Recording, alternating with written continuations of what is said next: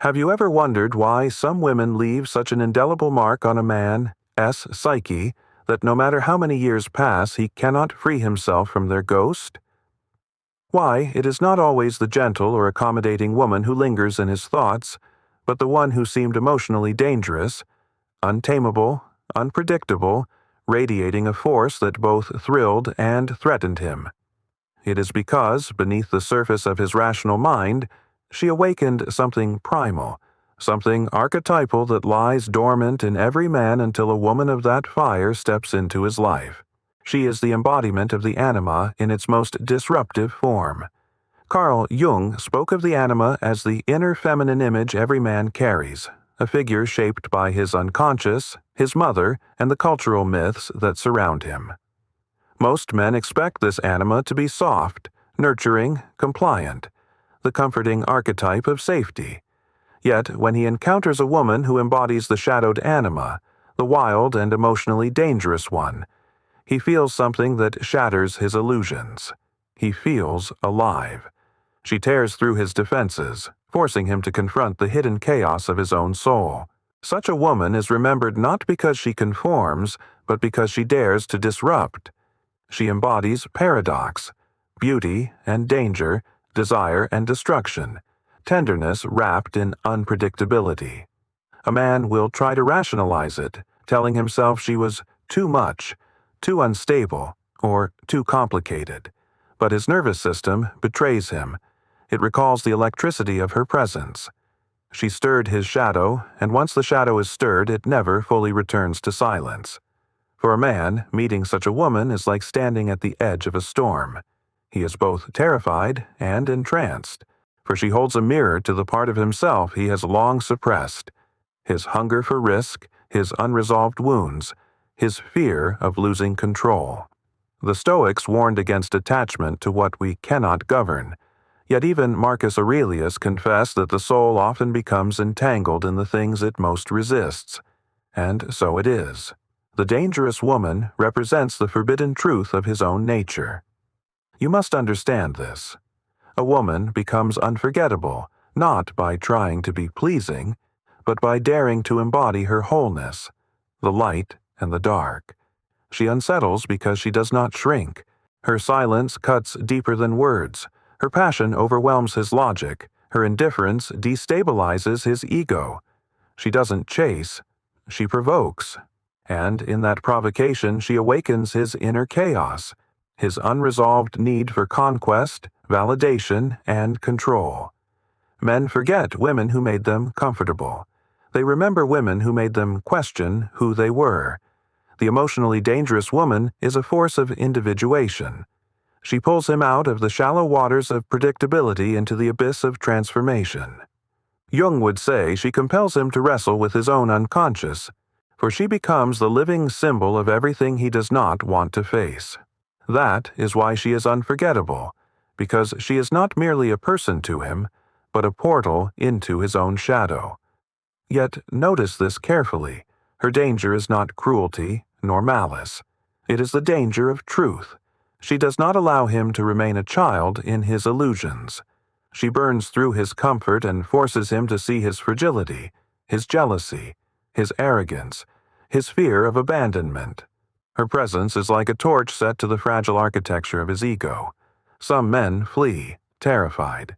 Others become obsessed, circling back endlessly, like moths to a flame they know will consume them. And you, listening now, must realize the power in this. The unforgettable woman is not the one who molds herself into what he wants, but the one who dares to live as she is, raw, passionate, unapologetic. She is not safe because she cannot be controlled, and paradoxically it is the very impossibility of control that engraves her image into the deepest layers of his psyche. Think of the mythic sirens, whose voices lured sailors into dangerous waters. They did not beg to be remembered. They became unforgettable because they represented the collision between desire and destruction. To the male psyche, the emotionally dangerous woman carries that same resonance. She is the reminder that love is not only comfort, but also risk. And risk is what makes the human soul expand, tremble, and grow. So when a man speaks of the one he cannot forget, listen closely. He is not speaking of safety. He is speaking of the storm, the shadow, the mirror he both craves and fears. And that storm, that woman, becomes the eternal echo in his story. The memory of the emotionally dangerous woman lingers like a haunting melody because she is not merely remembered. She is imprinted.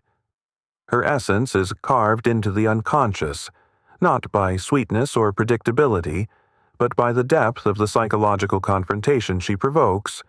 When she enters his life, she does not walk gently around the walls of his ego. She dismantles them. She reveals his contradictions, his insecurities, his hidden longings, and in that revelation, she forces him to face himself. Jung observed that the most powerful figures in our lives are those who serve as mirrors to our unconscious. They are remembered not because of who they were in themselves, but because of what they awakened within us. The dangerous woman is unforgettable because she becomes the catalyst for inner upheaval. She is the one who brings the man face to face with his unacknowledged shadow, the darker, unpolished aspects of his psyche that he spends years suppressing. For men who live their lives in control, she is the taste of chaos. For men who drift in mediocrity, she is the spark of intensity. For men who fear intimacy, she is the confrontation with vulnerability. Each man remembers her differently, but all remember her because she reached into the parts of him no one else dared to touch. There is a paradox here. The same qualities that make her unforgettable are the ones that often lead him to label her as too much. Too emotional, too passionate, too independent, too demanding. Yet this language of too is only the language of fear. It is the confession of a man overwhelmed by a woman who refuses to be reduced. In truth, he does not find her too much. He finds himself too little in her presence. He discovers his own limitations and cannot bear the reflection. Consider how many men walk through life sleepwalking in relationships, clinging to comfort, routine, and surface-level peace. They claim to desire harmony, but beneath that claim lies a hunger for something more dangerous, the ecstasy of being pulled into depth. The dangerous woman embodies that depth. She will not remain a quiet background character in his story.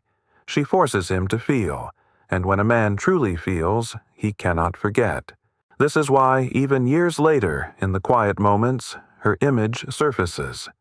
He may be with someone else, someone more stable, someone easier, but his unconscious betrays him. A song, a scent, a phrase, and suddenly he remembers the woman who once ignited his chaos. His rational mind may dismiss her, but his body remembers the thrill. His psyche remembers the wound, and his soul remembers the transformation she demanded. Now ask yourself, why would a woman fear being remembered in this way? Why should she dilute her presence to avoid being too much, when, in truth, the world cannot forget those who dared to live fully? The emotionally dangerous woman is not dangerous because she seeks destruction.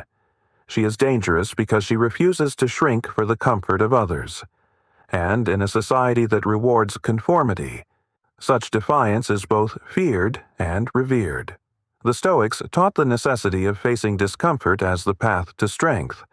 Seneca said that fire tests gold and adversity tests the brave. The dangerous woman is that fire. She tests the man, not by intention, but by her very existence. She is the crucible through which he learns whether he is capable of holding passion without control, love without possession, intimacy without fear. Many fail the test. Some run, but all remember. In mythology, it is always the goddesses of chaos, the wild huntresses, the untamable queens who linger in human memory, not because they were soft, but because they embodied truth in its rawest form. Men both curse and crave them. They are feared because they awaken. They are desired because they liberate. And once a man has tasted that liberation, even if it shattered him, He cannot return to the sleep of ordinary comfort. So when you hear of the woman a man cannot forget, know this. It was not her beauty alone, nor her kindness, nor her compliance. It was her danger, her willingness to live unmasked, to embody both light and shadow, to demand the full truth of connection. She did not beg to be remembered.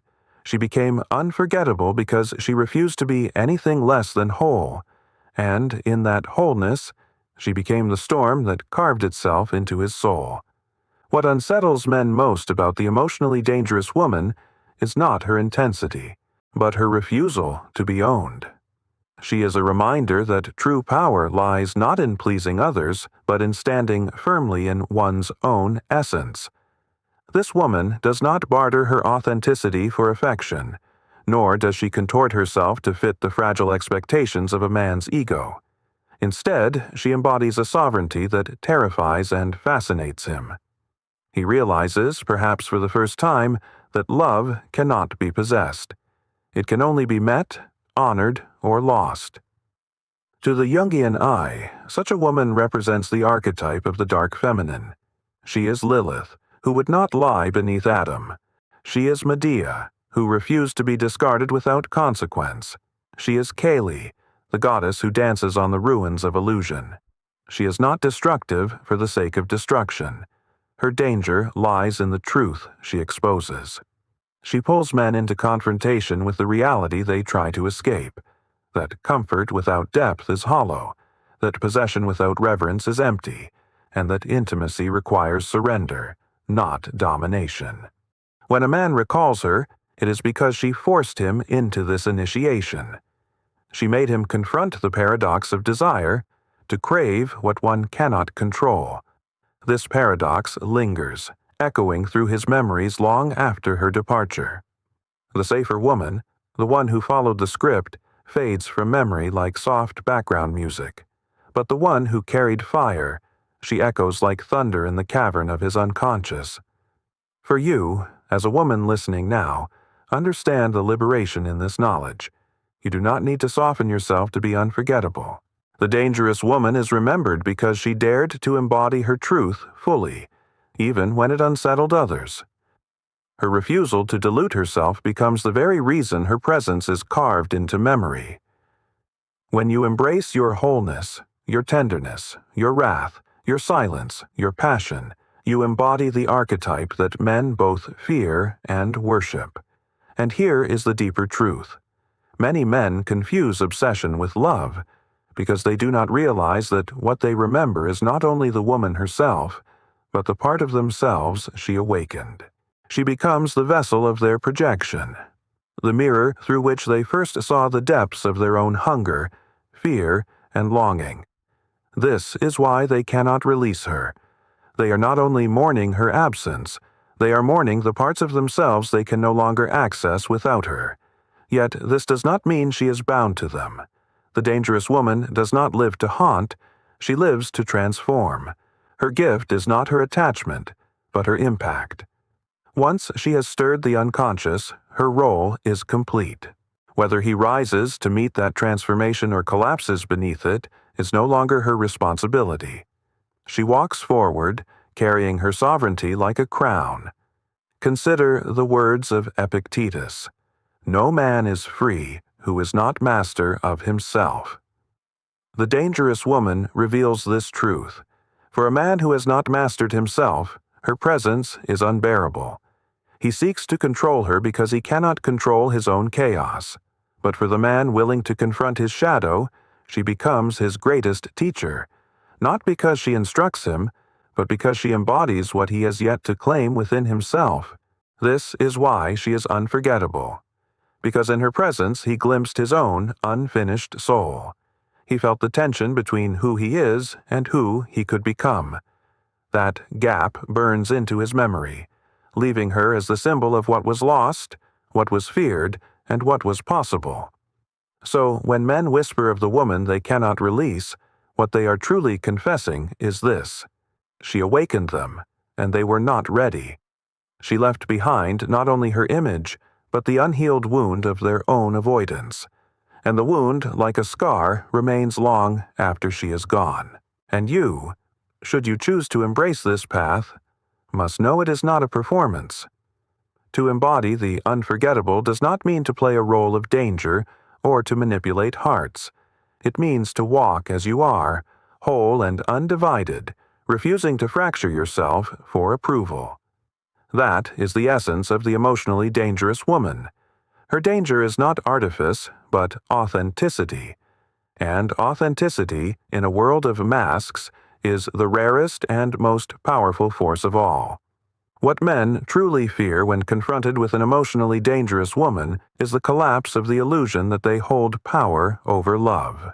For centuries, culture has woven stories where men are the hunters and women the hunted, where desire is something men bestow and women passively receive.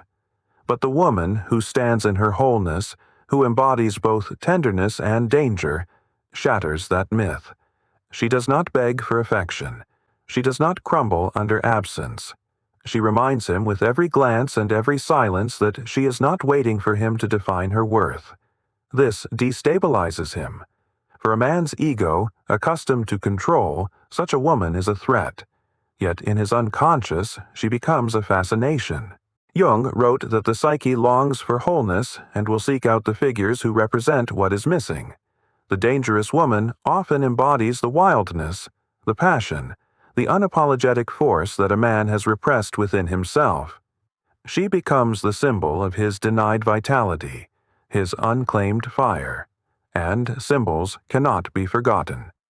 They live on long after the physical presence has faded. Think of it this way. When a man recalls her years later, it is not her exact words he remembers, but the way she unsettled his ground.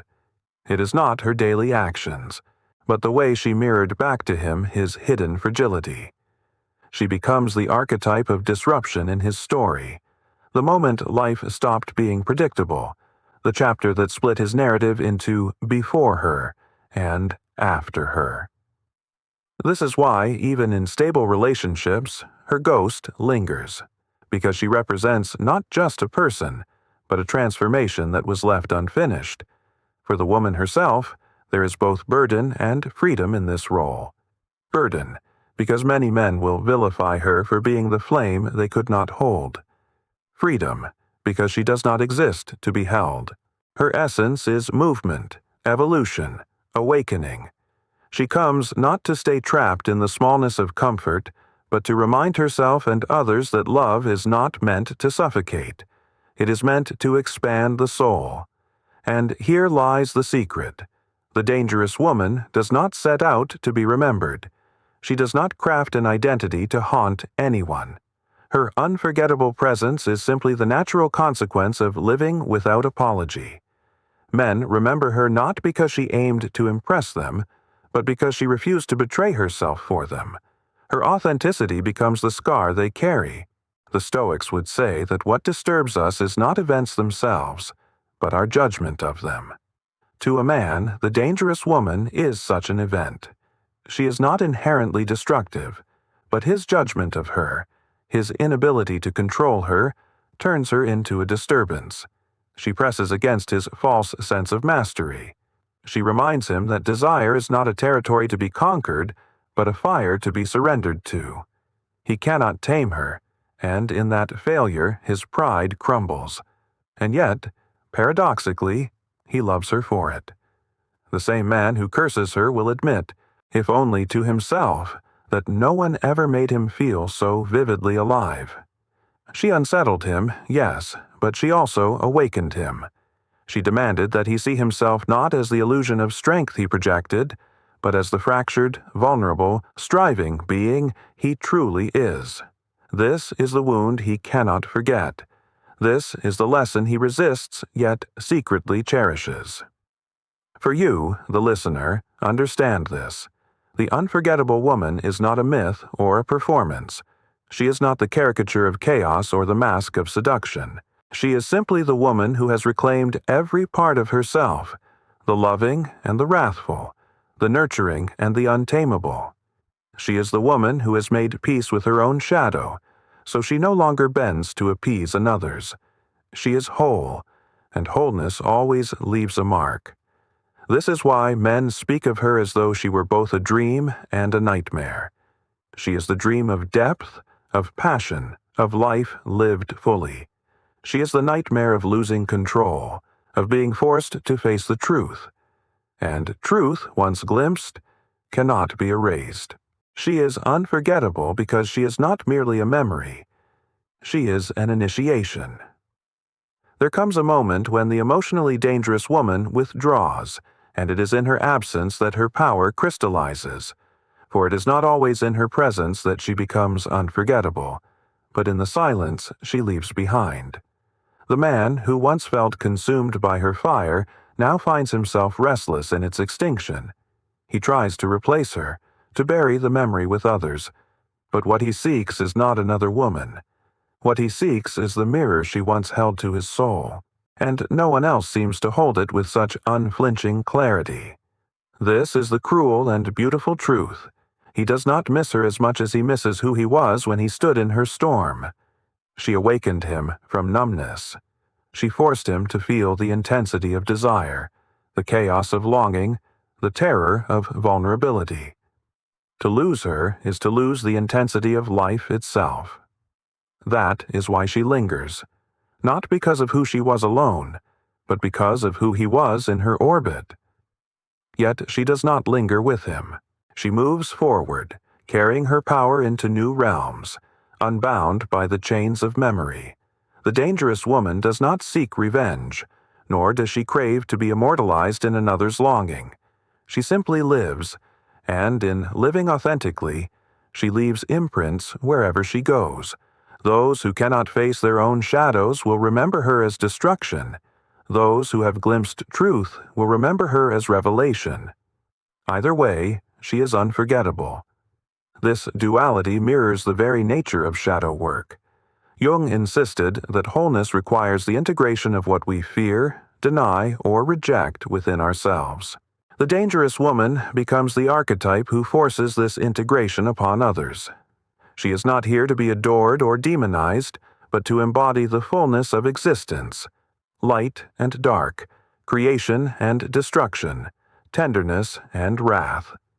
In doing so, she confronts others with their own denied parts. That confrontation scars, but it also liberates. Marcus Aurelius once wrote, "The impediment to action advances action. What stands in the way becomes the way." The dangerous woman is that impediment, that obstacle which becomes the way. To the men who encounter her, she is both the roadblock and the gateway. She is the moment they must choose, to shrink back into safety, or to step forward into transformation. Those who shrink will remember her with bitterness. Those who grow will remember her with reverence. But none will forget. And so the paradox completes itself. Her danger is precisely her gift. Because she is unwilling to be diminished, she offers others the chance to confront their own smallness. Because she refuses to be possessed, she reveals to others their illusions of control. Because she lives unapologetically, she teaches others what freedom looks like. The cost of encountering her is high. One must face the death of illusions. But the reward is even higher. One touches the raw pulse of life itself. For the woman who chooses this path, there is profound responsibility. To embody such power is not to wield it recklessly. True danger is not in cruelty or manipulation, but in the uncompromising commitment to live in truth. This is the calling, to walk unapologetically, not to harm, but to reveal, to stand so fully in authenticity that others cannot help but be shaken, to be the storm not for the sake of destruction, but for the sake of awakening, and in this there is liberation. For the dangerous woman is not chained to the memories of those who cannot release her. She is not defined by their longing or their resentment. She is defined by her own becoming, her own individuation, her own journey into wholeness. She does not chase validation. She does not cling to being unforgettable. She simply is, and in being, she carves herself into eternity. The man who cannot forget her remains trapped in his echo. But she, having embraced her shadow, walks into the vastness of her own life, unburdened, sovereign, and whole. The woman who knows her worth doesn't chase, she chooses.